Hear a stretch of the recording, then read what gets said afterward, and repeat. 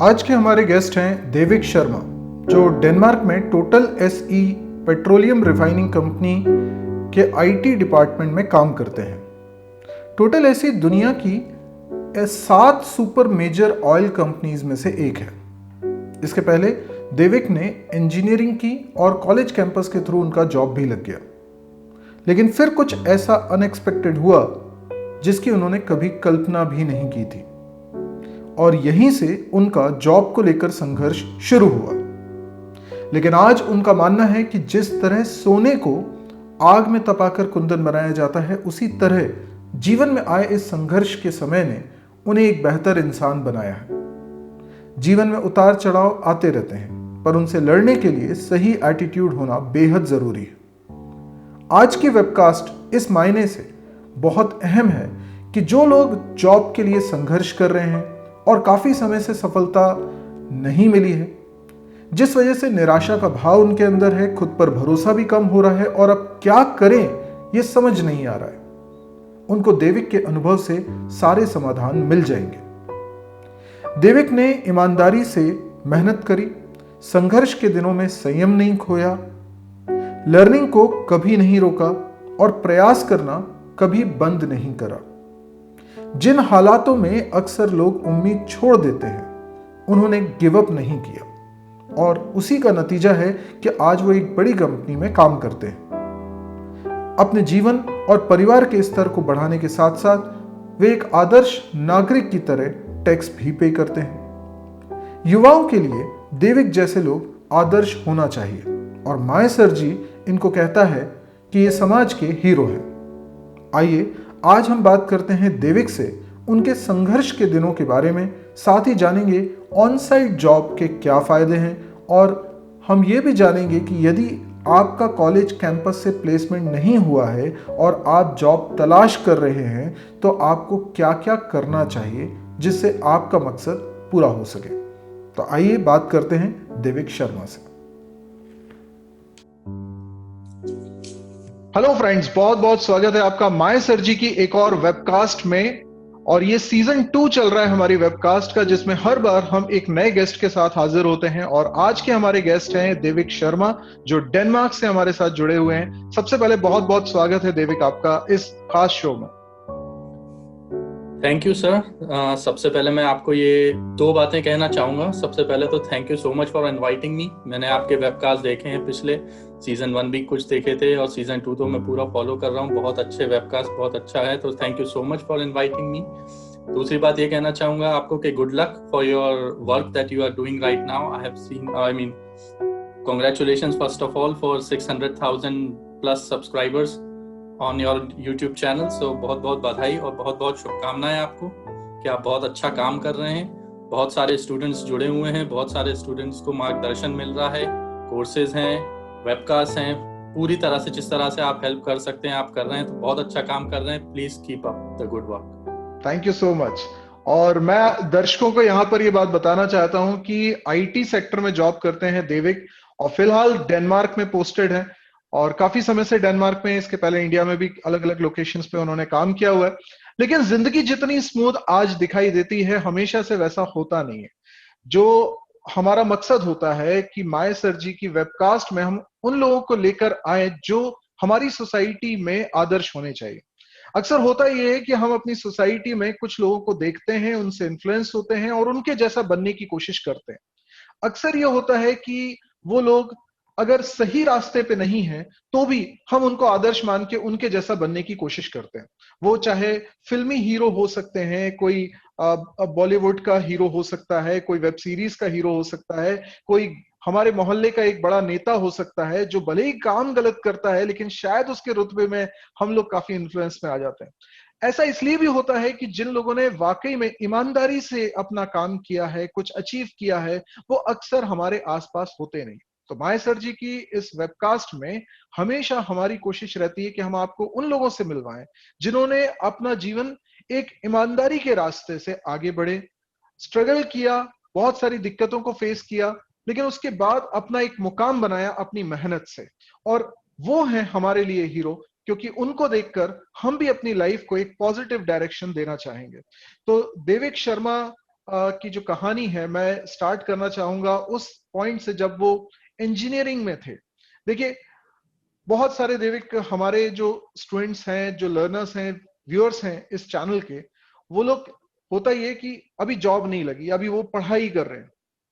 और आप भी समझते हैं, हम सभी उस दौर से गुजरे हैं कि जब हम पढ़ाई कर रहे होते हैं तो हमें ऐसा लगता है कि भाई जॉब मिलेगी भी कि नहीं मिलेगी, एक एक ये इस तरह का डर होता है। जबकि सभी को जॉब मिल जाती है, सभी कुछ ना कुछ काम कर रहे होते हैं हमारी लाइफ में। लेकिन उस जॉब मिलने के पहले के समय में, तो मैं आपसे जानना चाहता हूं कि जब आप इंजीनियरिंग एंट्रेंस एग्जाम में अपियर हो रहे थे, अभी इंजीनियरिंग में दाखिला भी नहीं हुआ है, उस समय आपके करियर को लेके क्या परसेप्शन थे? ये बहुत ही सही सवाल आपने पूछा है सौरभ सर, क्योंकि ये उस समय की बात है। मैं 2004 और 5 की, जिस टाइम मैं इंजीनियरिंग में एडमिशन ले रहा था, उस टाइम आजकल मैं ये कहना चाहूँगा कि आजकल के जो स्टूडेंट्स हैं, आजकल के वो ज़्यादा एडवांस्ड हैं। आजकल सोशल मीडिया है, आजकल इंटरनेट है, तो लोग जो यंगस्टर्स हैं उनको ज़्यादा नॉलेज रहती है। उस समय में इतना ज़्यादा अवेयरनेस नहीं थी, और उस समय IT industry was kind of boom. So उस टाइम सब लोग, आईटी इंडस्ट्री बहुत आगे आ चुकी थी, तो उस टाइम बन रही थी एक्चुअली। तो बहुत सारा जो, और इलेक्ट्रॉनिक्स, और उस टाइम एक्चुअली होता क्या कि जब आप एडमिशन लेने जाते हैं तो उस समय आप ये सोचते हैं कि किस फील्ड में मेरे को जाना चाहिए और किस फील्ड में मुझे काम करना चाहिए। तो सबसे पहले तो मैं यही कहना चाहूंगा कि हर एक स्टूडेंट को ये पता होता है कि उसको किस फील्ड में ज्यादा इंटरेस्ट है या वो किस फील्ड में काम कर सकता है। और उसके बाद होती है उसकी मेहनत, कि हमको मेहनत करना पड़ती है, हमको एलिजिबल बनना पड़ता है। और ये कोई बहुत मुश्किल काम नहीं है। थोड़ा बहुत सब जो हम काम कर रहे हैं उसको अपनी पूरी ईमानदारी से करते रहें, और उसमें हम पूरी इंटीग्रिटी के साथ वो कोई काम करें, चाहे वो हम इलेक्ट्रॉनिक्स इंजीनियरिंग कर रहे हों, चाहे हम रोबोटिक्स कर रहे हों, कंप्यूटर साइंस कर रहे हों, मैकेनिकल इंजीनियरिंग, सिविल इंजीनियरिंग, या कोई other field other than engineering, कोई डॉक्टरी।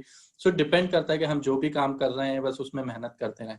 सो जब इंजीनियरिंग की बात की आपने, जब मैं इंजीनियरिंग में दाखिला लेने वाला था, उस समय का मेरे को इतनी अवेयरनेस नहीं थी जितनी आजकल के स्टूडेंट्स को होती है। तो मैं कंफ्यूज था कि मुझे इलेक्ट्रॉनिक्स में जाना है या मुझे कंप्यूटर साइंस में जाना है। लेकिन फिर मैंने कुछ जो मेरे परिवार के सदस्य थे, मेरे मित्र थे, जो उनके बड़े भाई बहन, उन लोगों से मैंने बात की और उन्होंने मेरे को इंडस्ट्री के बारे में बताया कि किस तरह से इंडस्ट्री चल रही है, कहाँ पे किस टाइप की रिक्वायरमेंट्स हैं। तो मैंने उस समय फिर सोचा, और मेरा इंटरेस्ट भी था कंप्यूटर्स में हमेशा से, तो फिर मैंने कंप्यूटर साइंस इंजीनियरिंग ब्रांच ली और उसके बाद मैंने इंजीनियरिंग में पढ़ना शुरू किया। तो मैं ये इसलिए कहानी थोड़ी सी आपको बताई कि ये कहना चाहता हूँ कि आजकल के स्टूडेंट्स को कंपैरेटिवली उस टाइम से ज़्यादा अवेयरनेस है कि क्या डिमांड्स हैं, इंडस्ट्री किस तरफ जा रही है, और उनको ज़्यादा अवेयरनेस रहती है। उस समय नहीं थी, लेकिन उस समय भी जो मैंने मार्गदर्शन लिया वो कुछ और लोगों से लिया, और उसके हिसाब से फिर मैंने ये डिसीजन लिया कि कंप्यूटर साइंस, क्योंकि वहाँ मेरा इंटरेस्ट भी है और वहाँ पे जॉब अपॉर्चुनिटीज भी हैं, मार्केट भी है, और software industry was kind of growing at that time. तो उस सारी चीज़ों को सोच के मैंने फिर वो डिसीजन लिया और इंजीनियरिंग में एडमिशन लिया।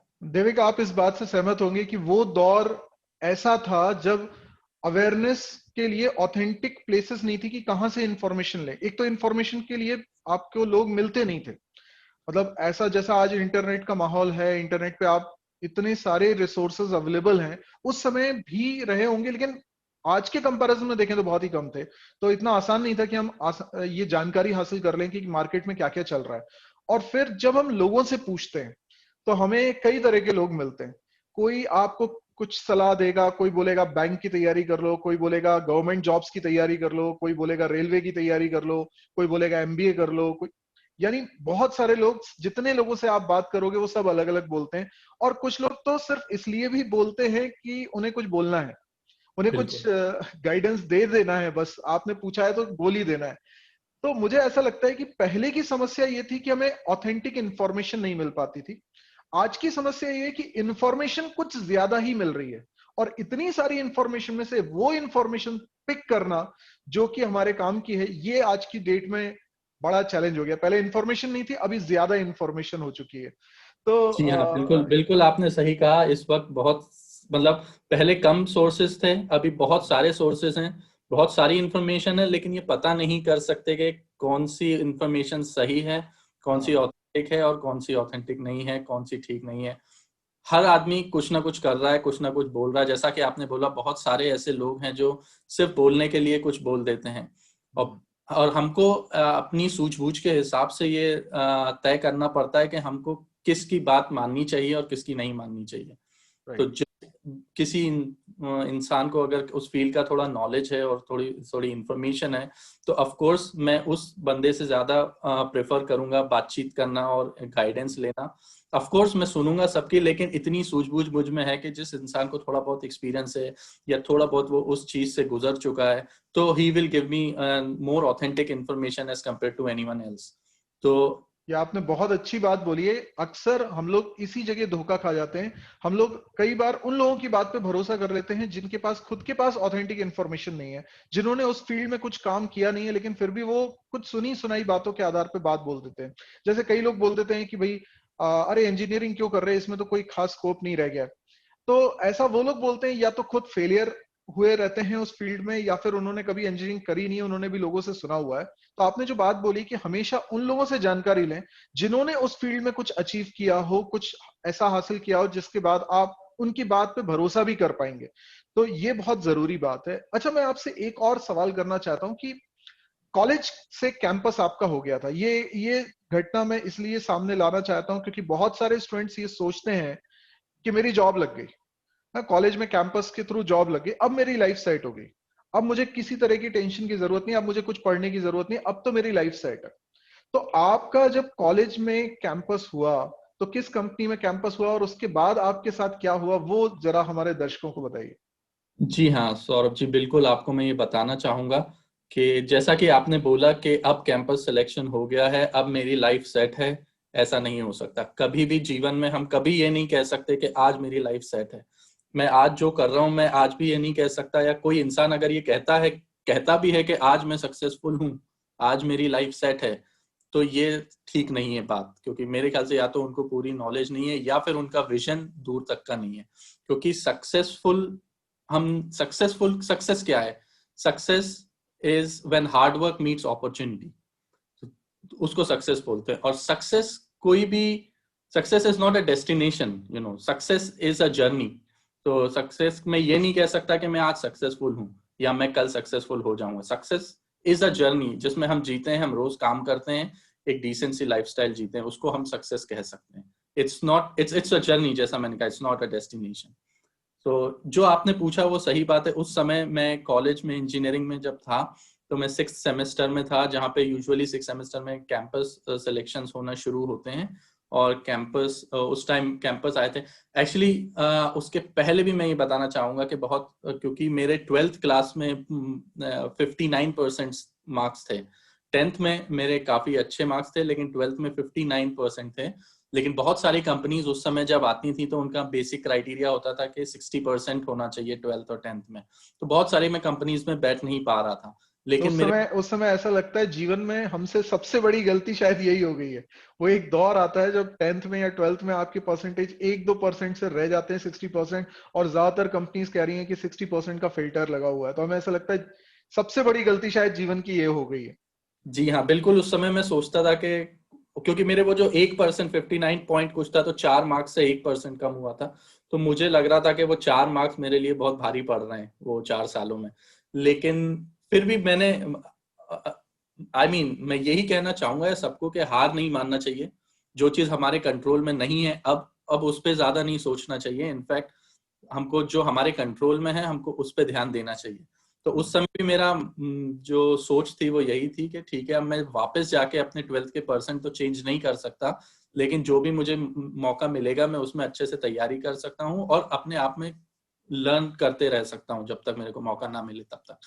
तो उस टाइम फिर कुछ कंपनीज में मैं नहीं बैठ पाता था कैंपस सिलेक्शन में बिकॉज ऑफ 59%। लेकिन कुछ कंपनीज जिनका क्राइटेरिया 50 होता था या 55 होता था, उसमें मैं बैठ पाता था। तो ऐसे एक कंपनी में उस समय 55% क्राइटेरिया था, जो थी सत्यम कंप्यूटर्स। उस टाइम की बहुत अच्छी एक कंपनी थी, इंडिया की जानी मानी सॉफ्टवेयर कंपनी थी।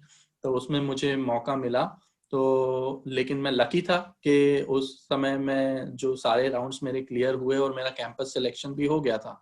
तो उस टाइम मैं काफ़ी सेटिस्फाइड फील कर रहा था कि हाँ चले, अब मैं 6 सेमेस्टर में हूँ, मेरे को कैंपस सिलेक्शन भी हो गया है, मेरी जॉब भी लग गई है, मेरे को कोई टेंशन नहीं है। तो उस समय मेरे को लग रहा था कि ठीक है, बहुत अच्छा हो गया है, जो मैं चाहता था वैसा हो गया है, अब आगे की लाइफ सेट है।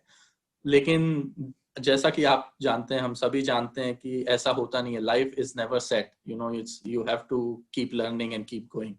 तो उस समय फिर 2008 में सत्यम कंप्यूटर्स में एक स्कैम हो गया। जैसा कि हम सब जानते हैं, बहुत बड़ा आईटी स्कैम हुआ था, जिसकी वजह से उन्होंने सारे ज्वाइनिंग, जो मेरा ज्वाइनिंग थी वो कैंसिल कर दी, और ना ना सिर्फ मेरी बल्कि सारे न्यू ज्वाइनर्स और न्यू हायरिंग करनी पड़ी उनको।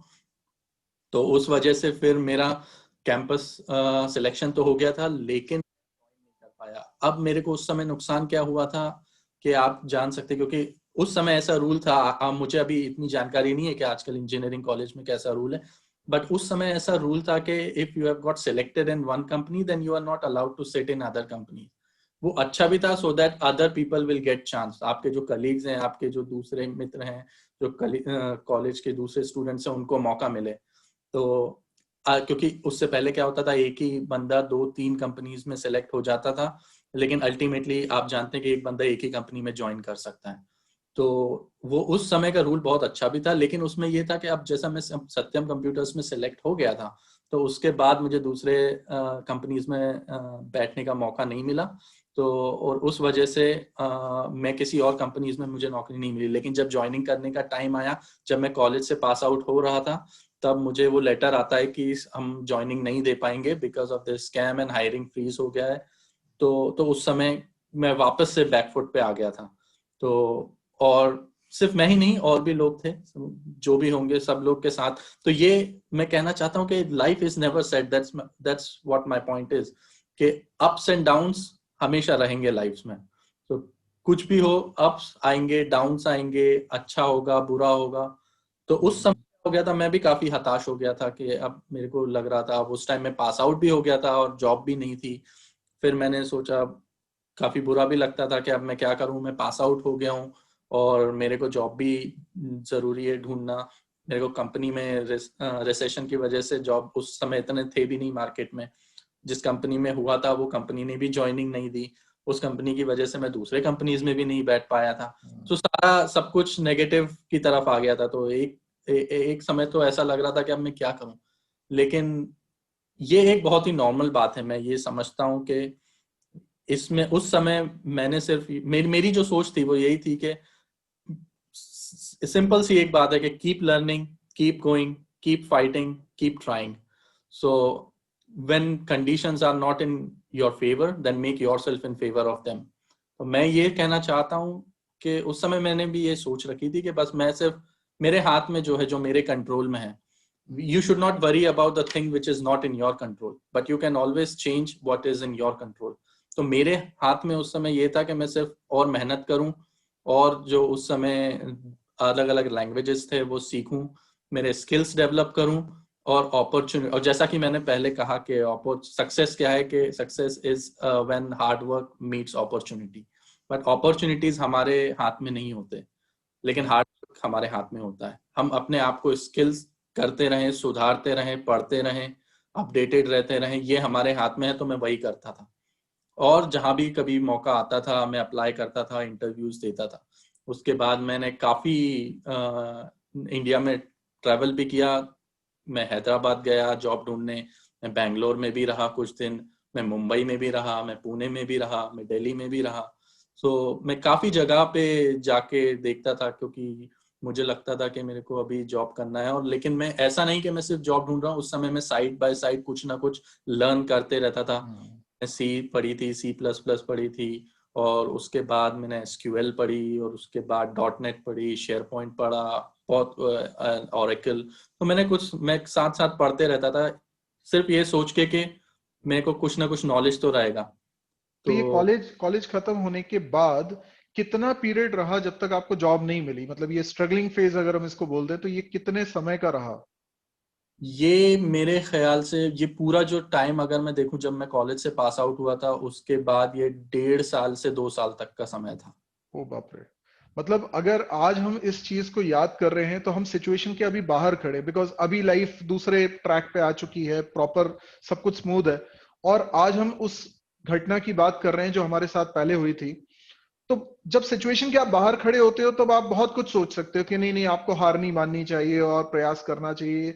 लेकिन जब आप वाकई में ऐसी सिचुएशन में होते हो तो आप अपने आप को ऐसा फील करने लगते हो कि लक मेरा बहुत खराब है, मेरे साथ सब कुछ बुरा हो रहा है, और आप उन नेगेटिव पॉइंट्स को काउंट करने लगते हो जो आपके जीवन में हो रहे हैं। और आप नहीं भी काउंट करोगे तो लोग आपको काउंट करवा देते हैं।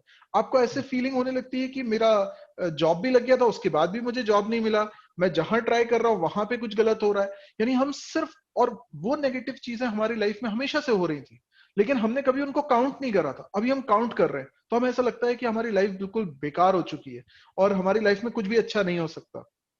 मैं हमेशा बोलता हूँ देवे की एक बात, स्टूडेंट से भी बोलता हूँ, मैं अपने बच्चों से तक ये बात बोलता हूँ कि विनर वो नहीं है जो फर्स्ट आता है, विनर वो है जो फेल होने पर भी निराश नहीं होता और फाइट करता रहता है जीतने के लिए। वो मेरी नजर में विनर है। क्योंकि कई कई लोग ऐसे मैंने देखे कि टॉप करते हैं लेकिन किसी एग्जाम में फेल होते हैं तो उस चीज को बर्दाश्त नहीं कर पाते और उन्हें नहीं मालूम होता है कि अब कैसे रिएक्ट करना है। तो एक सफलता को एक्सपीरियंस करने से ज्यादा मैं समझता हूं असफलता को एक्सपीरियंस करना जरूरी है हर किसी इंसान के लिए, ताकि उसका कैरेक्टर डेवलप हो। और आपने, अनफॉर्चुनेटली आपके साथ ये सब कुछ हुआ, लेकिन मैं समझता हूं कि कहीं ना कहीं इसका योगदान है आपके जीवन में, जो आपको और बेहतर इंसान बनाती है। क्योंकि आपने कॉलेज में जो कुछ सीखा होगा, जो लर्निंग हुई होगी, वो एक स्टेज रही, लेकिन उसके बाद ये जो 1 1.5 साल 2 साल का आपने स्ट्रगल किया, इसमें आपकी जो लर्निंग हुई होगी वो आपको महसूस हो रही होगी कि जितना मैंने कॉलेज में नहीं किया उतनी मेहनत मैंने इन 1 2 साल में कर ली। और वो चीज आपको शायद आज भी काम आती होगी, ऐसा मुझे लगता है। जी बिल्कुल, मैं ये कहना चाहूंगा कि ये बहुत सही आपने बात बोली कि चीज जो हम लर्न करते हैं, जो हमारे स्किल्स हैं, जो हमारी पढ़ाई है, वो कभी हमारा साथ नहीं छोड़ती। क्योंकि ये बहुत सच बात है कि जो मुझे आज भी याद है कि जो चीज मैंने सबसे पहले सीखी थी, या मैंने उस समय जब मैं स्ट्रगल फेस में था उस समय सीखी थी, वो चीज कहीं ना कहीं मुझे काम आती है और वो मुझे याद भी आती है कि मैंने ये उस समय सीखा था। तो मैं यही कहना चाहूंगा, क्योंकि आप जानते हैं, क्योंकि आप मुझसे बेहतर जानते हैं, आप उस फील्ड में हैं, काम कर रहे हैं, तो आप जानते हैं कि लैंग्वेजेस बदलती रहती हैं, टेक्नोलॉजी चेंज होती रहती है। लेकिन हमेशा क्या होता है कि जो बेसिक्स हैं वो बेसिक्स नहीं बदलते हैं। अब और बेसिक्स हम लर्न करते हैं, जैसे सबसे पहले मैंने तो सी प्लस प्लस और में देखा था। क्योंकि सी प्लस प्लस में फॉर एग्जांपल आप सब कुछ खुद ही करते हैं। आप इनहेरिटेंस बनाते हैं, आप पॉइंटर्स यूज करते हैं, आप सारी चीजें आप खुद ही करते हैं कि कैसे हो रहा है। और उसके बाद जब लैंग्वेजेस दूसरी लैंग्वेजेस में जाते हैं, और तो बेस आप ये चेक करते हैं कि ओके, तो ये पॉइंटर ऐसा है तो इस तरह से इसके बैकएंड में ये हो रहा होगा। अब जैसे आप कोई अगर टूल यूज करने लगते हैं, जैसे माइक्रोसॉफ्ट का कोई टूल उठा लीजिए, आप शेयर पॉइंट उठा लीजिए, तो उसमें आप एक लिस्ट क्रिएट करते हैं, तो लिस्ट क्रिएट होती है लेकिन एक्चुअली उसके पीछे एक एसक्यूएल टेबल होता है। तो आप उसको रिलेट कर पाते हैं कि ओके, ये प्राइमरी की है, ये फॉरेन की है, इसके पीछे ऑटोमेटिकली, जबकि वो काम शेयर पॉइंट खुद कर रहा है, आप सिर्फ फ्रंट एंड में कर रहे हैं। लेकिन आपको अगर उसके पीछे का नॉलेज है, बेसिक नॉलेज है, तो आप उसको और अच्छे से काम कर पाएंगे, उसको और अच्छे से गंभीरता से समझ पाएंगे। और इस हिसाब से, अगर ये कहने का मतलब ये है कि जब आपको बेसिक्स आपके क्लियर हों, तो आप दूसरी कोई भी टेक्नोलॉजीज में काम कर सकते हैं, और उसको आप उससे समझ पाएंगे कि इसके पीछे काम कैसा हो रहा है। तो ये बेसिक्स बहुत जरूरी हैं, और ये बेसिक्स आपको हमेशा जो बेसिक्स होते हैं वो आपके हमेशा काम आते हैं। आप कुछ भी काम करते हैं, दूसरे काम करते हैं, सब जगह ये बेसिक्स, अगर आपके फंडामेंटल्स क्लियर हैं, तो वो आपको बहुत हेल्प करते हैं।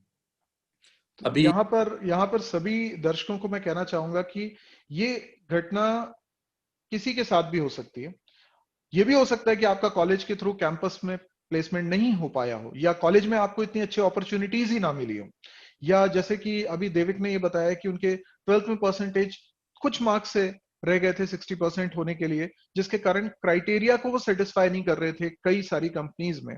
और उन्होंने जो बात बोली उसके बाद मैं समझता हूँ ये सभी लोगों को सीखना चाहिए कि हम लोग, हमारे लाइफ में जो भी घटनाएं ऐसी हुई हैं जिनके कारण हम रिजेक्ट होने वाले हैं, उनकी चिंता करने की बजाय हम उन क्वालिटीज को डेवलप करने की कोशिश करें जिनके कारण हम सेलेक्ट होंगे। हम 59% से सेलेक्ट नहीं होने वाले, हाँ रिजेक्ट होने वाले हैं। तो हमें 59% की चिंता नहीं करनी है, हमें उस क्वालिटी को डेवलप करने के बारे में सोचना है जिससे कि हमारा सिलेक्शन होगा। जैसे कि हमें प्रोग्रामिंग लैंग्वेजेस आती हैं, या हमने कुछ प्रोजेक्ट्स करे हुए हैं, हम अपना वर्क शो कर सकते हैं, या हमने कुछ रिसर्च पेपर लिखा हुआ है, कुछ भी हमारे पास जो प्लस पॉइंट्स हैं, हमें उससे हमारा प्रोफाइल बनता है और उससे हमें जॉब मिलती है या उससे हमें काम मिलता है। तो हमेशा पॉजिटिव चीजों की तरफ सोचना है। दूसरा, देविक ने बहुत अच्छी बात ये बोली कि प्रॉब्लम वो है जिसको आप सॉल्व कर सकते हो, जिसको आप सॉल्व ही नहीं कर सकते वो प्रॉब्लम नहीं है। तो 12th में अगर 59% है जिसको आप चेंज नहीं कर सकते, तो वो प्रॉब्लम ही नहीं है। आप उसके बारे में सोच सोच के अपना खून कम कर रहे हो, इसका कोई मतलब नहीं है, क्योंकि इससे सिर्फ समय बर्बाद हो रहा है और कुछ नहीं हो रहा। तो जो एटीट्यूड था देविक का उस दौर में भी, वो बहुत काबिले तारीफ है और ये आसान बात नहीं है। और एक बहुत लंबा समय देविक ने स्ट्रगल वाला फेज देखा है। कई लोग मैंने देखा है 2-3 महीने ट्राई करने के बाद हार मान जाते हैं और अपने घर वापस आ जाते हैं और बोलते हैं कि मुझे जॉब नहीं मिल रही। अगर आप बीच में हार गए, आपने गिव अप कर दिया, तो आपको कभी भी मंजिल नहीं मिल सकती। ऐसे लोग अगर बोलते हैं कि भाई मैं बेरोजगार हूं, तो मैं बोलता हूं कि तुम्हें बेरोजगार ही होना था। तुम डिजर्व ही नहीं करते हो उस सफलता को। सफलता को वही डिजर्व करता है। किसी ने बहुत अच्छा कोट भी लिखा था, अभी मुझे एग्जैक्ट उसकी फ्रेज याद नहीं है, लेकिन उन्होंने कहा था कि अगर तुम्हें डेस्टिनेशन बिना हार्डवर्क के मिल रहा है, तो उसका कोई मतलब नहीं है। तुम्हें अगर कुछ हासिल करना है तो वो मेहनत करके ही हासिल होना चाहिए। तो वो जो 2 साल का पीरियड आपने किया, उसके बाद आपकी पहली जॉब कैसे लगी और वो क्या क्वालिटीज थी आपके जिनको देखकर वो जॉब लगी थी? मैं ये कहूंगा कि वो दो जो मेरी पहली जॉब लगी उसमें भी मेरा वो जो 1.5-2 साल का जो स्ट्रगल था वो काफी काम आया एक्चुअली। क्योंकि उस समय मैंने जैसा कि आपको बोला, मैं कुछ स्किल्स डेवलप कर रहा था, कुछ पढ़ाई करता रहता था, इंटरव्यूज देता रहता था, और कहीं ना कहीं कुछ लैंग्वेजेस सीखता रहता था। उस समय डॉटनेट मैंने सीखना शुरू किया था, कर्सर और एसक्यूएल सीखना शुरू किया था।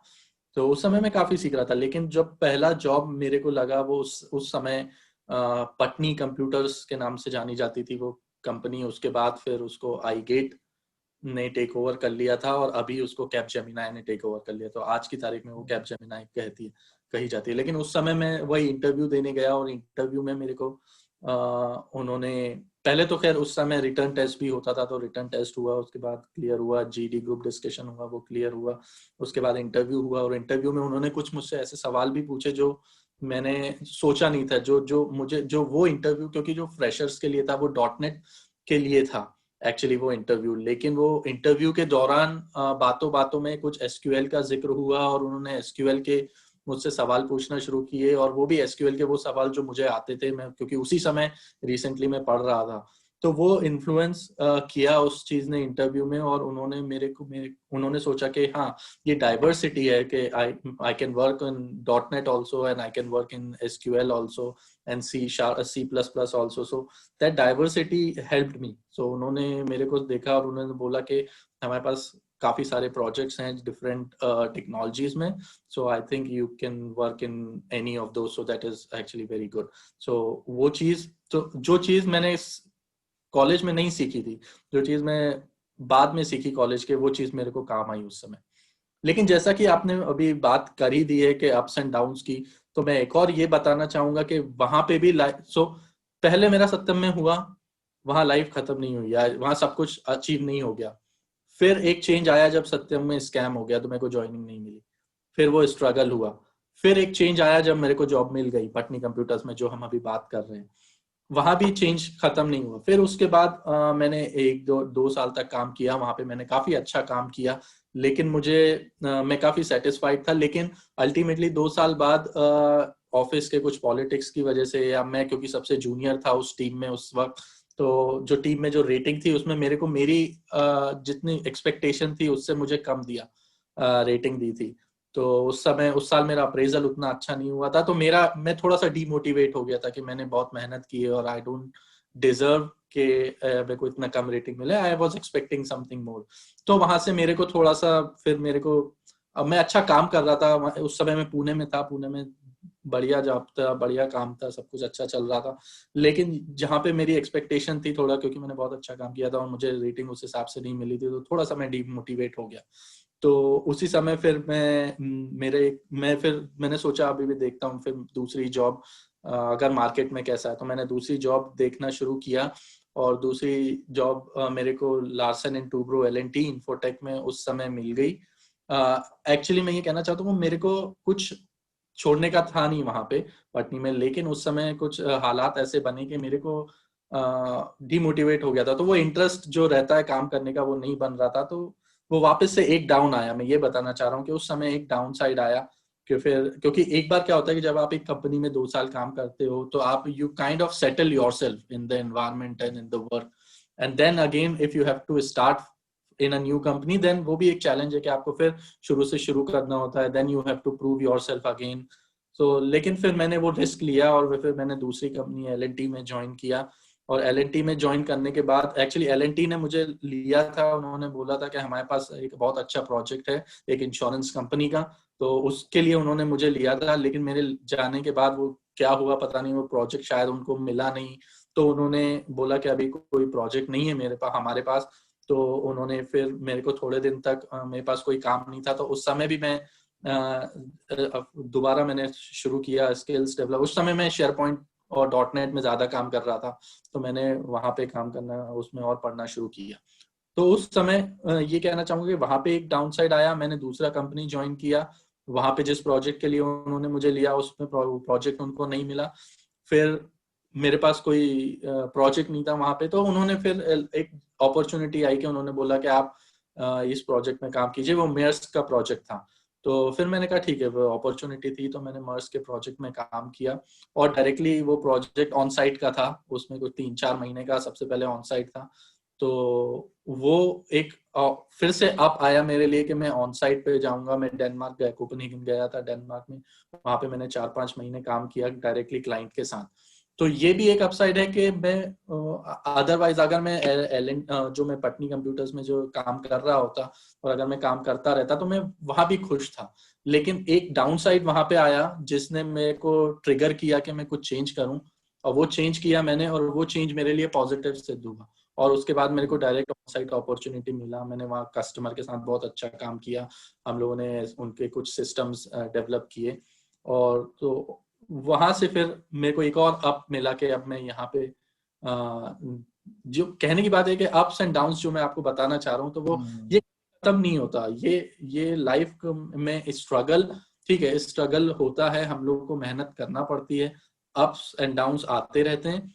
लेकिन सबसे इम्पोर्टेंट बात जो मैंने पहले भी कही थी कि हमको सिर्फ मेहनत करते रहना है, हमको लर्न करते रहना है, स्किल होते रहना है और अवेयर रहना है। और अच्छे लोग जो हैं, जो हमको रियली जो एक्चुअली हीरो हैं, उनको उनसे इंस्पिरेशन लेनी चाहिए। और आप जैसे जो गुरु हैं, जो टीचर्स हैं, जो आपको अच्छा मार्गदर्शन दे रहे हैं, उनसे मार्गदर्शन हासिल करना चाहिए और फाइट करते रहना चाहिए, लर्न करते रहना चाहिए, क्योंकि ये कभी भी खत्म नहीं होगा। ये बिल्कुल सही सही बात आपने बोली है कि अप हमेशा एंड डाउन चलता लाइफ लॉन्ग हमेशा चलते रहेंगे, और हमेशा ये सरप्राइजिंग होते हैं। आपने कभी एक्सपेक्ट नहीं किया होता, उसी समय आपके साथ कुछ ऐसी घटनाएं होती है, अच्छी भी होती हैं, बुरी भी होती हैं। और जैसे आपने अभी ऑन साइट की बात करी, मैं ऑन साइट के बारे में आपसे सवाल करना चाहता हूँ, लेकिन उससे पहले मैं एक दर्शकों के लिए फेवरेट सवाल पूछना चाहता हूँ, क्योंकि ये काफी सारे लोगों का सवाल होगा शायद। मान लीजिए किसी की कॉलेज से जॉब नहीं लग पाती है, और उसके बाद अब वो जॉब के लिए स्ट्रगल कर रहा है, और वो उन सिटीज में जाके स्ट्रगल कर रहा है जहां पर आईटी सेक्टर कंपैरेटिवली डेवलप्ड है, जहां अपॉर्चुनिटीज मिल सकती है, लेकिन उसको ये नहीं मालूम है कि जॉब के लिए अप्रोच कैसे करना है। तो आपने वो जो 1.5-2 साल में स्ट्रगल किया, डेफिनेटली आपने इस चीज को लर्न किया होगा। तो क्या आप वो कुछ तरीके बता सकते हैं जिस तरीके से अप्रोच करना चाहिए? सबसे पहले तो हमको ये जानना चाहिए कि कहाँ पे इंडस्ट्री किस तरफ डेवलप हो रही है या किस तरफ डाइवर्ट हो रही है। जैसे कि पहले हम कुछ टेक्नोलॉजी चेंज होती रहती है हमेशा। पहले जो टेक्नोलॉजी थी वो ऑन प्रीमाइज इंफ्रास्ट्रक्चर था, उसके बाद हाई क्लाउड इंफ्रास्ट्रक्चर आया, सारे सिस्टम्स क्लाउड में बनने लगे, क्लाउड कंप्यूटिंग हाई हुआ। उसके बाद अभी आजकल IoT जा रहा है, डिजिटलाइजेशन एक बहुत बड़ा वर्ल्ड है, जो कि सारे सिस्टम्स और सारे एप्लीकेशंस जो डिजिटलाइजेशन की तरफ जा रहे हैं। IoT, internet of things, data बहुत इंपॉर्टेंट है आज की तारीख में। तो हमको इंडस्ट्री का ट्रेंड पता होना चाहिए, और वो ट्रेंड पता करने के लिए मेरे ख्याल से जिस तरह के आप कई सारे मैंने आपके वीडियोस देखे हैं, आपके वेबसाइट पे जाके देखा है कि बहुत सारी डाइवर्सिटी है, बहुत सारे डिफरेंट लैंग्वेजेस के बारे में इंफॉर्मेशन है, टेक्नोलॉजी के बारे में इंफॉर्मेशन है, बहुत सारा सब कुछ है। तो इस तरह से हमें अवेयर रहना चाहिए, अप टू डेट रहना चाहिए कि इंडस्ट्री किस तरफ जा रही है, और फिर उस दिशा में हमको अपने आप को स्किल्ड करना है, उस दिशा में हमको लर्न करना है। ये कोई मेहनत करना है, हम बोलते हैं मेहनत करना, ये बहुत मुश्किल काम नहीं है। सिर्फ हमको लर्न करते रहना है, सिर्फ पढ़ते रहना है कि क्या चल रहा है और कैसे चीजों को करना है, कैसे लैंग्वेजेस सीखना है, कैसे टेक्नोलॉजी में अडेप्ट होना है और कैसे काम करना है। ये बहुत मेहनत का काम नहीं है, मेहनत है लेकिन ये बहुत कठिन काम नहीं है। ये this is not a rocket science. इसमें सिर्फ हमको संभल के रहना है कि जो चल रहा है उस बारे में इंफॉर्मेशन रखें और उसमें अपने आप को सुधार करते रहें। तो ये हो गई लर्निंग की बात कि हमें लर्निंग क्या करनी है, लेकिन उसके बाद फिर अब उसे अप्रोच कैसे करनी है, उसे जॉब कहाँ मिलेगी, कहाँ ढूंढने जाए? हाँ, उसके लिए वही मैं बोल रहा हूँ, उसके लिए आपको मतलब जो डिफरेंट सोर्सेज हैं वहां से, जैसे इंटरनेट है, कंपनीज के वेबसाइट्स हैं आजकल, आप कंपनीज के वेबसाइट्स पे खुद जाके अपने आप को रजिस्टर कर सकते हो, और उनके फिर न्यूज़लेटर्स आते हैं। मैंने उस समय तो इतना नहीं था, लेकिन आजकल मैं देखता हूँ कि हर एक कंपनीज के आप वेबसाइट पे जाके खुद को रजिस्टर कर सकते हो, उनके करियर्स के ऑप्शन में के न्यूज़लेटर्स पे साइन कर सकते हो। कंसल्टेंसीज होती हैं बहुत सारी जो कि हेल्प करती हैं, आप कंसल्टेंसीज के वेबसाइट पे जाके साइन कर सकते हो। Job related, IT related news है, वो न्यूज़ चैनल्स को आप फॉलो कर सकते हो, और उसमें सारे अपॉर्चुनिटीज आपको मिलते रहेंगे, कहाँ पे कौन सी ओपनिंग है, किस कंपनी में किस पोजीशन के लिए ओपनिंग्स हैं। तो आप, और जहाँ भी लगे कि आपको कि ये मेरे लिए ठीक है, तो आप वहाँ पे अप्लाई कर सकते हो और फिर इंटरव्यू के लिए जा सकते हो। तो बहुत सारे, mostly LinkedIn for example, LinkedIn बहुत इंपॉर्टेंट है, वहाँ पे भी जॉब ओपनिंग्स निकलती रहती हैं, वहाँ पे काफी ट्रेंड चलता है, आपको पता लगता है कि इंडस्ट्री किस हिसाब से जा रही है और किस कंपनीज में कहाँ पे जॉब ओपनिंग्स निकली हैं। तो लिंक्डइन एक सोर्स हो गया, दूसरा सोर्स कंपनीज के वेबसाइट्स हो गए, तीसरा कंसल्टेंसी हो गए, चौथा न्यूज़लेटर हो गए। So this is also like कि आपको अपडेटेड रहना पड़ेगा और आपको अपडेट करते रहना पड़ेगा खुद को, और अपॉर्चुनिटीज डिफरेंट सोर्सेज जहां जहां भी हो, आप सब जगह, आप न्यूज़लेटर्स भी रीड करिए, आप मैगजीन्स भी रीड करिए, आप कंपनी के वेबसाइट में भी अप्लाई करिए, और फिर उस हिसाब से अपने आप को तैयार कीजिए कि जहाँ पे भी हर एक इंटरव्यू अलग होता है, हर एक कंपनी अलग होती है, तो जहाँ पे भी जो भी जॉब रिक्वायरमेंट है उसके हिसाब से फिर अगर आप प्रिपेयर करिए अपना आपको, जब भी उस कंपनी से कॉल आता है या जो भी है, तो आप वहाँ पे अपने आप को प्रिपेयर करके फिर आप अप्रोच कर सकते हैं। सो बहुत सारे सोर्सेज हैं जिससे आप को अपडेटेड रहना पड़ेगा, कहने का तो मतलब ये मेरे ख्याल से सभी लोगों को समझ में आ जाना चाहिए कि अगर आप कुछ इस तरीके का एक्सपेक्ट कर रहे हो अपनी लाइफ में कि कॉलेज से जॉब नहीं लगी, अब आप जॉब हासिल करने के लिए इन बड़ी सिटीज में जाते हैं, तो एक तो ये है कि आपको लर्निंग क्या करनी है उस पर बहुत ध्यान रखना है। लर्निंग आपकी चलती रहनी चाहिए, अपनी स्किल को अपग्रेड करते रहना चाहिए, जो मार्केट में ट्रेंड चल रहा है उसके बारे में जानकारी हासिल करें और उस तरह की चीजें सीखते जाएं। और साथ में जैसा कि लिंक्डइन का रिसोर्स बताया, कंसल्टेंसी का रिसोर्स बताया, और ऐसी सिटीज में क्या होता है और भी बहुत सारे लोग आपको मिल जाते हैं जो सेम बोट में होते हैं, उनको भी जॉब चाहिए होता है, तो एक दूसरे से कनेक्ट बनता है और कहीं पर भी ओपनिंग्स आती हैं तो उन लोगों से भी आपको पता चलता रहता है, न्यूज़लेटर से भी पता चलता रहता है। तो जहां आपको लगता है वहां पे अप्लाई करिए, और उस इंटरव्यू में अगर रिजेक्ट होते हैं तो उससे बिल्कुल निराश मत होइए, क्योंकि उससे आपको ये पता चलता है कि आपको कहाँ किस एरिया में इंप्रूव करने की जरूरत है, या आपको ये समझ में आता है कि सामने वाला आपसे क्या एक्सपेक्ट कर रहा है जिसके बारे में आपने सोचा नहीं था। तो आप अपना नॉलेज बढ़ाते हैं और मेरे ख्याल से कुछ इंटरव्यूज के बाद आपका सिलेक्शन तो हो ही जाता है। रिजेक्शन जो हम सोचते हैं, वो रिजेक्शन को actually, rejection is not a rejection, it's just selection. तो इस हिसाब से हमको इस तरह से सोच के साथ रहना चाहिए कि रिजेक्शन मतलब ये नहीं है कि I can not do this, rejection मतलब ये है कि I am not able to do this at this point of time, और उसके बाद मेरे को वो जो गैप है वो फुलफिल करना चाहिए और बस आगे बढ़ते रहना चाहिए। बहुत मुश्किल काम नहीं है, सिंपल सा काम है, और सिंपल सा मंत्रा लाइफ का यही है कि keep going, keep learning, that's it, keep trying. बस निराश होके बैठने का कोई मतलब नहीं है, बस आप लगे रहो, शिद्दत से लगे रहो, ईमानदारी से अपना काम जी करो, आपको मिलेगी सफलता। बिल्कुल, कर्म कर्म करो, फल की इच्छा मत करो। ये बिल्कुल सही बात है। और हम जी लोग अक्सर इसका उल्टा करते हैं, हम लोग रिजल्ट की चिंता करते रहते हैं और वो जो मेहनत करने का समय है वो खराब करते रहते हैं। बिल्कुल, तो क्योंकि ये श्री जो कृष्ण ने भी यही कहा है कि फल पे हमारा इच्छा नहीं होनी चाहिए, क्योंकि हाँ, हमारा कोई कंट्रोल नहीं है। लेकिन हम हम्म, कंट्रोल है सिर्फ अपना, अपने कर्तव्य का निर्वाह किया जाए, अपना कर्म किया जाए। और एक स्टूडेंट का कर्म यही है कि वो लर्न करता रहे और अपडेटेड रहे और ट्राई करता रहे। हताश होने वाला, बुरा लगता है, तकलीफ होती है, लेकिन वो इतना, मैं ये कहना चाहूंगा कि वो इतना इम्पोर्टेंट नहीं है जितना इम्पोर्टेंट ये है कि आप अपने आप को फोकस्ड रखें। बहुत कमाल की बात है, बहुत सीखने वाली बात है। और ये मुझे लगता है कि जब आप आपके हिसाब से बुरा दौर चल रहा है, मतलब लोग ऐसा बोलते हैं ना कि बुरा दौर है, एक्चुअल में हम उसे बुरा दौर नहीं बोलना चाहिए, हमें ऐसा बोलना चाहिए कि ये वो दौर है जब आप तैयार हो रहे हो। और ये तैयार हो रहे हो तो ये समय शायद सबसे ज्यादा इंपॉर्टेंट है। जिसको आप बुरा दौर समझ रहे हो वो एक्चुअल में आपकी लाइफ का वो समय है जिसमें आप निखर के बाहर आने वाले हो। तो वो अगर समय नहीं होता आपकी लाइफ में तो आप कभी उस मुकाम पे नहीं पहुंचते। तो जैसे आज आप ऑन साइट बैठे हैं, आप डेनमार्क में हैं, बहुत अभी कई सारे सर्वे हम सुनते रहते हैं जिसमें कहा जाता है कि डेनमार्क ऐसी कंट्री है जहां पे लोग ज्यादा सेटिस्फाइड हैं अपनी लाइफ को लेकर, हैप्पीएस्ट कंट्री में काउंट होती है और डेवलप कंट्री है। इंडिया के मुकाबले काफी छोटी है, पॉपुलेशन की बात करें तो इंडिया के कोई भी एक या दो बड़े शहर मिला लें तो इतनी पॉपुलेशन वहां की होती है। ऑन साइट जाने का आपका जो एक्सपीरियंस रहा उसके बारे में कुछ बताइए, क्या बेनिफिट्स होते हैं ऑन साइट जाने के? जी बिल्कुल। ऑन सबसे पहले ये कहना चाहूंगा, हाँ, डेनमार्क बाकी सारे ऑन साइट से थोड़ा सा अलग है। डेनमार्क जैसा कहा, यहाँ पे कल्चर थोड़ा अलग है।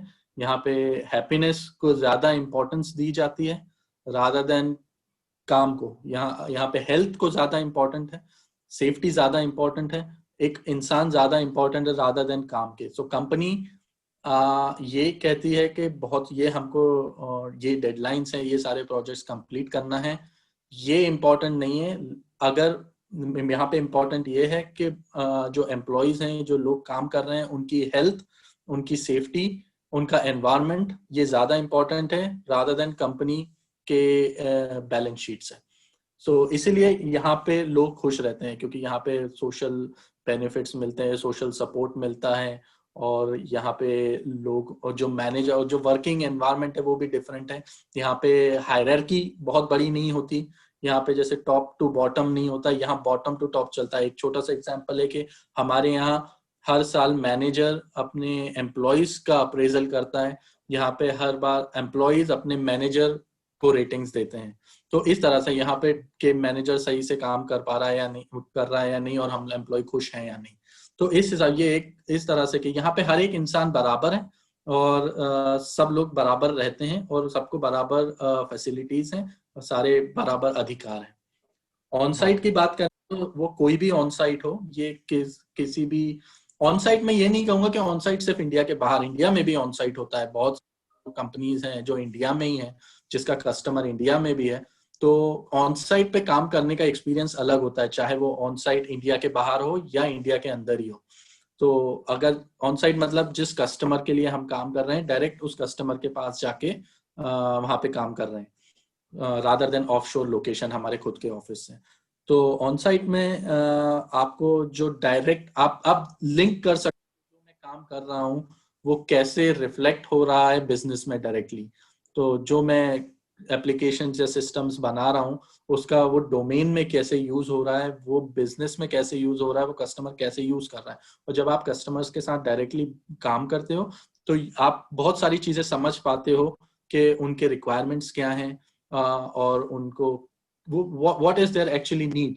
तो जो कि कई बार बहुत मुश्किल हो जाता है एज अ टेक्निकल इंसान को समझना, क्योंकि हम जो आईटी सेवीज होते हैं वो टेक्निकल लैंग्वेज में ज्यादा बात करते हैं रादर देन बिजनेस लैंग्वेज में।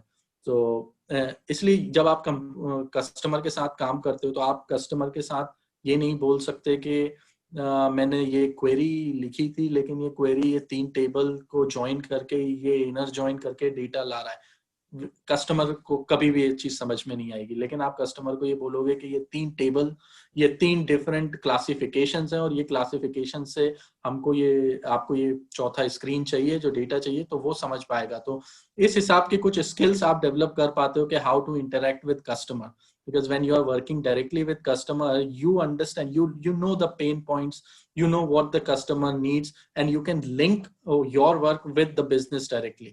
So ये भी एक बहुत अच्छी स्किल है। जब आप ऑन साइट पे जाके डायरेक्ट कस्टमर के साथ डील करते हो तो आप वो जो गैप है बिटवीन आईटी एंड बिजनेस वो फुलफिल कर पाते हो और वो समझ पाते हो कि ये जो मैं कोड लिख रहा हूँ ये अल्टीमेटली लास्ट में जाके कहाँ यूज हो रहा है, कैसे ये कंपनी को बेनिफिट कर रहा है। तो करेक्ट, ये मैं समझ सकता हूँ कि ये आपने बहुत बारीक बात बताई है, बारीक बात पकड़ के बताई है कि ऑन साइट में रहने के क्या एडवांटेज हो सकते हैं। यस, आप कुछ और ऐड करना चाह रहे हैं इसमें? नहीं, मैं ऐड नहीं करना चाह रहा, मैं सिर्फ ये बताना चाह रहा हूँ कि मैं यहाँ पे क्या कर रहा हूँ। मैं यहाँ पे अभी total oil and gas company है एक, मैं वहाँ पे काम कर रहा हूँ डेनमार्क में। और ये ऑयल एंड गैस कंपनी, इनके जो ऑफशोर मतलब इनका ऑफशोर होता है, ऑफशोर जहाँ प्लेटफॉर्म्स होते हैं समुंदर में। जैसे यहाँ से ये ऑफिस अभी हार्बर पे ही है, तो यहाँ पे इनके 7 प्लेटफॉर्म है। कोई यहाँ से 200 किलोमीटर दूर समुंदर में है, कोई 300 किलोमीटर दूर, जो सबसे दूर वाला है वो 520 किलोमीटर समथिंग है, तो उसको ऑफशोर बोलते हैं। तो इनका ऑयल एंड गैस का बिजनेस है। तो इनका जो आईटी डिपार्टमेंट है मैं उसमें काम कर रहा हूँ और मेरा काम यह है कि जो बिजनेस के नीड्स को समझना और उनको ये फिर सजेस्ट करना कि किस तरह आईटी हेल्प कर सकती है in achieving their business, in achieving the goal. जैसे कि कितना ऑयल एवरीडे जनरेट हो रहा है और कितना ऑयल वेस्ट हो रहा है, बिकॉज बहुत सारा ऑयल वेस्ट हो जाता है निकालने में। कितना वाटर इंजेक्शन हो रहा है, कितने केमिकल्स यूज हो रहे हैं। तो फॉर एग्जाम्पल अभी हमने एक सिस्टम बनाया था जिसमें केमिकल अप्रूवल, क्योंकि ऑयल एंड गैस कंपनी में क्या होता है, ऑयल निकालने के लिए बहुत सारे केमिकल्स यूज होते हैं और वो केमिकल्स इंजेक्ट किए जाते हैं और फिर यूज होने के बाद समुंदर में छोड़ दिए जाते हैं। लेकिन वो बहुत ही एक बिकॉज एनवायरनमेंट को खतरा है, क्योंकि समुंदर में आप बहुत सारे केमिकल डाल रहे हो। लेकिन कुछ केमिकल्स बहुत इंपॉर्टेंट होते हैं कि जो इतनी ज्यादा, कुछ उनकी लिमिटेशंस होती हैं कि इतने क्यूबिक मीटर से ज्यादा आपको वो इतनी वॉल्यूम से ज्यादा आप समुंदर में नहीं छोड़ सकते, क्योंकि पूरे एनवायरनमेंट के लिए ठीक नहीं है। तो वो सब कैलकुलेशंस के लिए सिस्टम बनाया था। तो और अभी एक हेलीकॉप्टर बुकिंग सिस्टम हम लोगों ने बनाया है, जैसा कि यहाँ से जो हेलीकॉप्टर्स जाते हैं, 7 फ्लाइट्स एवरी डे ऑफशोर पे जाती हैं, तो उसके लिए हेलीकॉप्टर फ्लाइट बुकिंग सिस्टम बोलते हैं हम उसे, वो बनाया था हमने। तो इस हिसाब से जब आप यहाँ पे काम करते हो तो आपको पता चलता है कि जो मैं कोड लिख रहा हूँ वो लास्ट में कहाँ जाके यूज हो रहा है और कैसे इम्पैक्ट कर रहा है। तो ये एक बहुत ही ये भी एक स्किल है जो कि हमेशा काम आती है हमको, और ये हमको भी पता चलता है कि हम जो काम कर रहे हैं कि वो किस तरह से यूज हो रहा है और कंपनी को बेनिफिट कर रहा है। तो अक्सर अभी तक बात करते थे कि फॉरेन लोकेशन पे अगर हम जा रहे हैं जॉब के लिए, हमारी कंपनी ने भेजा हुआ है, तो लोग ये सोचते थे कि इससे पैसा बहुत कमा सकते हैं क्योंकि वो करेंसी का डिफरेंस है। तो ये एक बहुत बड़ा चार्म रहता है। और दूसरा चार्म ये रहता है कि फॉरेन कंट्री घूमने को मिलेगा। ये मैं बात कर रहा हूँ फ्रेशर्स की, जो बिल्कुल अभी इंडिया के बाहर गए नहीं है शायद, और वो पहली बार उनको मौका मिलता है, तो उनके लिए ये प्राइम कंसर्न होते हैं। लेकिन आपने जो बहुत बारीक पॉइंट पकड़ा कि आप जब क्लाइंट के साथ ही काम कर रहे हो, क्लाइंट की रिक्वायरमेंट को समझ रहे हो, और आपका जो एप्लीकेशन फाइनली कहाँ डिप्लॉय होगा और क्या बेनिफिट उनको पहुंचा रहा है, तो आपको वो जो रियल फिगर्स मिलते हैं वो बहुत कमाल का है और उसका बहुत एडवांटेज आपको मिला होगा। और इतने समय की जर्नी आपकी हो चुकी है इन कंपनीज में काम करते, वेरियस कंपनीज में आपने काम किया, कई तरह का डेफिनेटली प्रोजेक्ट्स पे आपने काम किया होगा और बहुत सारी चीजें सीखी समझी होंगी। अब आपको क्या लगता है कि यदि आपको मौका मिले लाइफ को रिवाइंड करने का और वापस आपको कॉलेज से लाइफ शुरुआत करने का मौका मिले, तो आपने क्या नहीं किया था कॉलेज टाइम में जो अब आपको लगता है कि नहीं यार, मुझे कॉलेज में ये कर लेना चाहिए था, ये इंपॉर्टेंट होता है? ये बहुत अच्छी बात बोली, क्योंकि अब हम जाके चेंज नहीं कर सकते, लेकिन अगर कर सकते होते तो मैं डेफिनेटली जो जो मैंने कॉलेज पास आउट होने के बाद किया वो मैं कॉलेज के दौरान करना चाहता था। कि मैंने कॉलेज में इतना ज्यादा इम्पोर्टेंस नहीं दिया पढ़ाई को, स्किल को, और स्पेशली बिकॉज मैं कंप्यूटर साइंस में ही था और मैं कंप्यूटर साइंस में ही जा रहा था, तो उस समय मेरे को, जब मैंने कंप्यूटर साइंस में एडमिशन लिया, उसी समय से मुझे लैंग्वेजेस सीखना शुरू कर देना चाहिए था, जो कि मैंने उस समय नहीं किया था।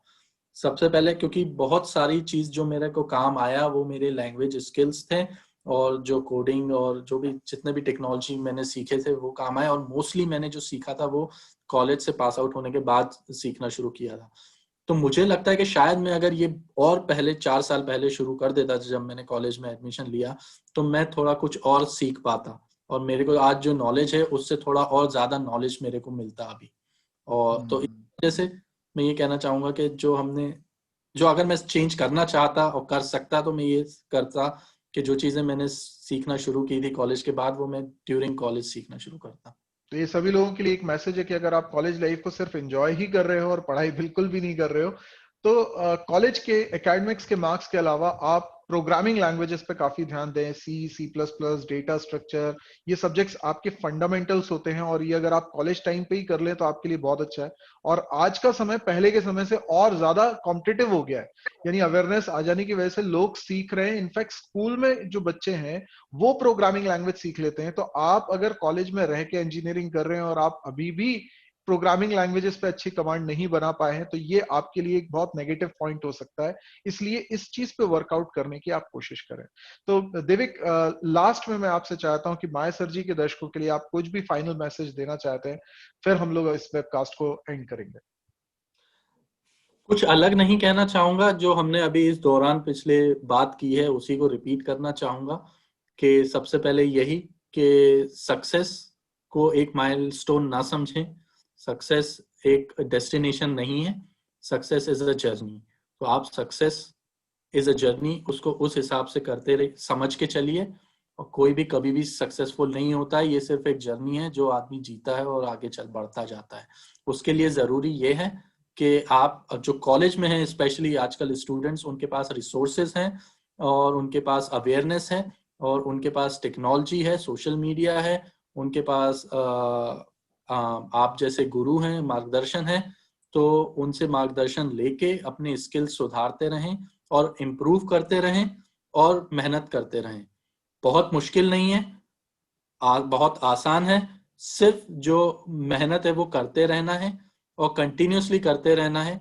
उतार चढ़ाव जीवन में आते रहते हैं और उसको हमें उस हिसाब से फेस करना है। हर चीज, हमारा माइंडसेट सिर्फ ये होना चाहिए कि what ever comes I will face it, that's it. और उस हिसाब से फिर हमको फिर फाइट करते जाना है। Keep trying, trying is the key, simple मंत्र है। बस यही कहना चाहूंगा आपके सारे दर्शकों को। तो बहुत ही पॉजिटिव मैसेज दिया आपने, और thank you for joining today, because काफी मुश्किल होता है जॉब के साथ ये समय निकालना, तो आपने दर्शकों के लिए समय निकाला है। तो मुझे पूरी उम्मीद है कि सभी लोगों को इससे काफी कुछ बेनिफिट मिलेगा, सीखने को मिलेगा। तो आप हमारे लिए, माय सर जी के दर्शकों के लिए, हमारी टीम के लिए आप एक आदर्श हैं, हीरो हैं, और मैं चाहता हूं कि दर्शक आपसे कुछ सीखें और आप में अपने हीरो को तलाशें। और इसी तरीके से हम अगले वेबकास्ट में अगले एक और हीरो के साथ हाजिर होंगे। तो आज के लिए हम आपसे विदा लेते हैं। Thank you, goodbye. Thank you sir.